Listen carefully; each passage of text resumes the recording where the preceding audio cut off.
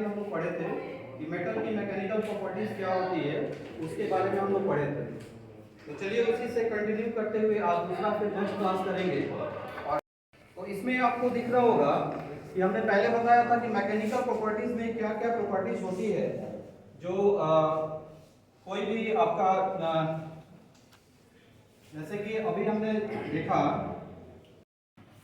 इसमें कुछ स्ट्रक्चर्स है, उसको जरा हम लोग देख लेते हैं कि ये स्ट्रक्चर्स क्या क्या है और कैसे। इसमें दो टर्म्स दिया हुआ है, एक हीट ट्रीटमेंट और दूसरा है प्लेन कार्बन स्टील। तो स्टील में कौन कौन से कंटेंट आते हैं उसको जरा हम लोग समझते हैं और इसके बाद फिर नेक्स्ट हम लोग देखते हैं कि क्या इसमें चीजें हैं।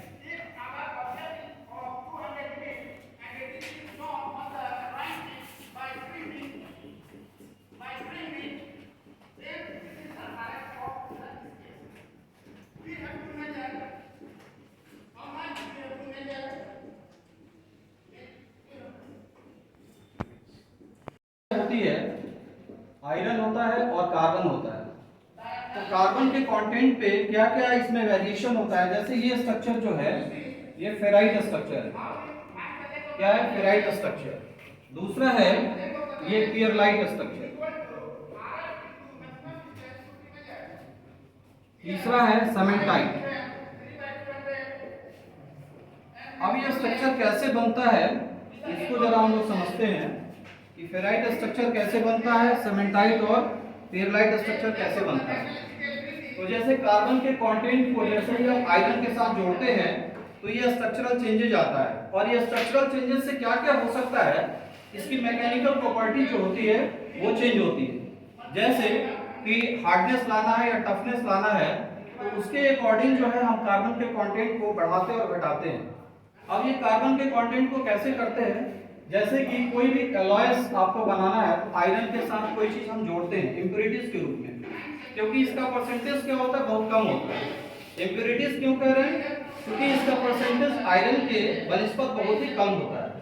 तो ये जो बनता है दोनों को मिला के क्या बनता है, स्टील बनता है। यहाँ हम जब स्टील की बात करेंगे तो किसकी बात करेंगे, प्लेन कार्बन स्टील की बात करेंगे। ठीक है, ये फेराइट स्ट्रक्चर में होता है 0.008% ऑफ कार्बन होता है। इसके बाद जैसे ही हम यहाँ पे पहुंचते हैं 0.83% कार्बन का होता है। यानी कार्बन के कंटेंट को जैसे ही हम बढ़ाते हैं ये स्ट्रक्चरल चेंजेस होते जाता है। और ये स्ट्रक्चरल चेंजेस होने से क्या होता है कि इसमें हार्डनेस और टफनेस का रूट जो है वो आता जाता है। इसके बाद सीमेंटाइट स्ट्रक्चर जो होता है ये 2.1% ऑफ कार्बन होता है। तो इसमें जो स्ट्रक्चरल चेंजेस आ रहा है किसकी वजह से आ रहा है, कार्बन के कंटेंट को बढ़ाने से ये स्ट्रक्चरल चेंजेस आ रहा है। शुरुआत में जो फेराइट स्ट्रक्चर होता है वो जो होता है काफी सॉफ्ट होता है। उससे कोई भी चीज अगर हमें बनाना होता है तो उस स्ट्रक्चर से फेराइट से हमारा कोई चीज नहीं बन सकता है। जैसे मान लीजिए कि कोई भी स्ट्रक्चर हमें बनाना है, स्टील ही बनाना है, तो उस कंडीशन में उसमें क्या चाहिए कि वो सॉफ्ट नहीं होना चाहिए, थोड़ा सा मेटल को हार्ड होना चाहिए और क्या होना चाहिए, उसमें टफनेस का गुण होना चाहिए। तो जैसे जैसे ये स्ट्रक्चरल चेंजेस होता है, जैसे ये फेराइट से पियरलाइट बनता है तो इसमें क्या होता है कि ये जो है आपका हार्डनेस, यहाँ पे क्या होगा, ये जो स्ट्रक्चर है ये क्या होता है, सॉफ्ट होता है। फर्स्ट क्या होता है, सॉफ्ट होता है। इसमें जैसे ही हमने कार्बन को ऐड किया इसका जो है मैकेनिकल प्रॉपर्टीज क्या हुआ, चेंज हो गया और ये फिर हार्ड होना शुरू हो जाता है।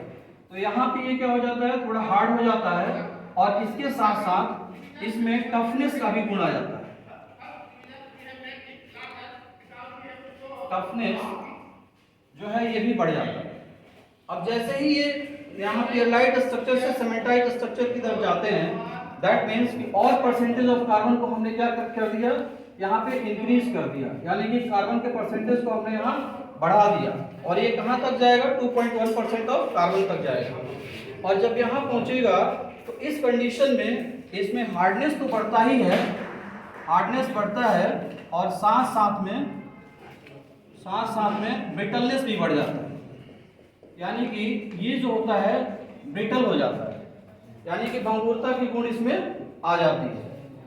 तो इसको करने के लिए क्या करते हैं, एक और प्रोसेस होता है हीट ट्रीटमेंट का प्रोसेस। यानी कि हार्डनिंग के बाद जो है टेम्परिंग जो करते हैं तो वो ब्रिटलनेस कम हो जाता है और टफनेस फिर क्या हो जाता है, बढ़ जाता है। ठीक है, इसमें हम थोड़ा सा एक और चीज देखेंगे कि कैसे हीट ट्रीटमेंट करते हैं। तो ये ग्राफ है, टेम्परेचर को रखा है, यानी कि यहाँ पे जो है ये टेम्परेचर है डिग्री सेल्सियस में और यहाँ परसेंटेज ऑफ कार्बन है।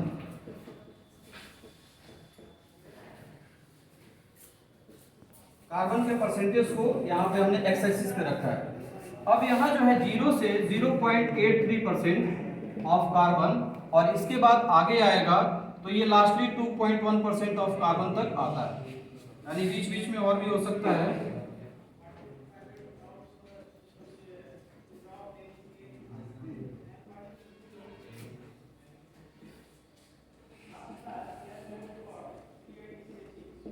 इस तरीके से आगे परसेंटेज ऑफ कार्बन बढ़ेगा। तो इसमें जो स्ट्रक्चरल चेंजेस क्या होता है, यहाँ जो बनता है आपका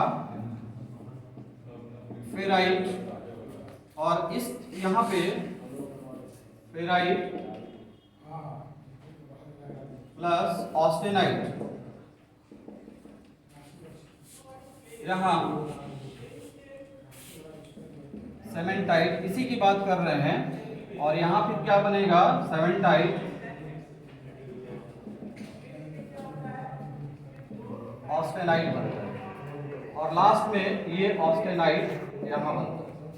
ये क्या है, लोअर क्रिटिकल टेम्परेचर, अपर क्रिटिकल टेम्परेचर।